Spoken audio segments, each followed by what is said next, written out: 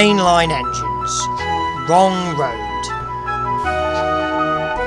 Thomas's branch line is important, and so is Edward's. They both bring in valuable traffic, but their track and bridges are not so strong as those on the main line. That is why the Fat Controller does not allow the heavier mainline engines, such as Gordon and Henry, to run on them. If, however, you had heard Gordon talking to Edward a short while ago, you would have thought that the Fat Controller had forbidden him to run on branch lines for quite another reason. "It's not fair," grumbled Gordon. "What isn't fair?" asked Edward. "Letting branch line diesels pull main line trains." "Never mind, Gordon. I'm sure Boko will let you pull his trucks sometimes. That would make it quite fair." Gordon spluttered furiously. "I won't pull Boko's dirty trucks! I won't run on branch lines." "Why not? It would be a nice change." "The Fat Controller would never approve," said Gordon loftily. "Branch lines are vulgar." He puffed away in a dignified manner.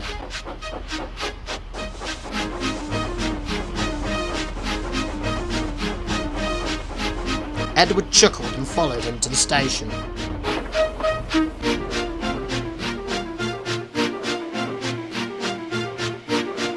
Gordon, his driver and his fireman all say it was the lady's fault. She wore a green floppy hat and was saying goodbye to a friend sitting in the coach nearest the guard's van. It was almost time to start. The fireman looked back. He was new to the job. He couldn't see the guard, but he did see something green waving. He thought it was the flag. "Right away, mate," he called. But the guard had not waved his flag. When Gordon started, he left some luggage, several indignant passengers, and the guard all standing on the platform. Every evening, 2 fast trains leave the big station within 5 minutes. The 6:25 is Gordon's for the main line. Edward's, at 6:30, runs along the branch. By the time Gordon had been brought back, Edward's train was overdue. "You've missed your bath, Gordon," said the Fat Controller crossly. "Now we must clear Edward's train before you can start." This should have put everything right with the least possible trouble, but control at the big station made things worse. They forgot to warn the signalman at Edward's Junction about the change of plan. It was dark by the time the trains reached the junction, and you can guess what happened. Edward went through on the main, while Gordon was switched to the branch line. It took the Fat Controller several hours to sort out the tangle and pacify the passengers. In the end, Gordon was left, with his fire drawn, cold and cross on one of Edward's sidings.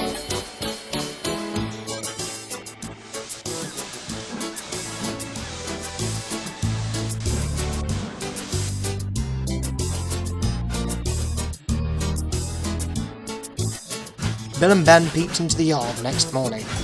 They wondered if Boko had brought them some trucks. There were no trucks, but they didn't mind that. Teasing Gordon, they thought, would be much better fun. "What's that?" asked Bill loudly. "Shh," whispered Ben. "It's Gordon." It looks like Gordon, but it can't be. Gordon never comes on branch lines. He thinks them vulgar. Gordon pretended he hadn't heard. "If it isn't Gordon," said Ben, "it's just a pile of old iron, which we'd better take to the scrapyard." "No, Bill, this lot's useless for scrap. We'll take it to the harbour and dump it in the sea." Gordon was alarmed. "I am Gordon! Stop! Stop!" The twins paid no attention. Gordon shut his eyes and prepared for the worst. The twins argued loudly and long. Bill favoured the scrapyard, while Ben said that the cutting up in such places was something cruel. It would be kinder, he argued, to give these remains a quick end in the sea. Besides, he went on, they would make a lovely splash. Gordon could not view either prospect with any enthusiasm. Up to that time, he had disapproved of diesels. They were, he considered, ugly, smelly and noisy. But when he opened his eyes and saw Boko coming into the yard, he thought him the most beautiful sight he had ever seen. "Boko, my dear engine!" he gasped. "Save me!" Boko quickly sized up the situation and sent Bill and Ben about their business. They were cheeky at first, but Boko threatened to take away the trucks of coal he had brought for them. That made them behave at once. Gordon thought he was wonderful. "Those little demons," he said. "How do you do it?" "Ah well," said Boko, "it's just a knack." Gordon thinks to this day that Boko saved his life, but we know that the twins were only teasing, don't we?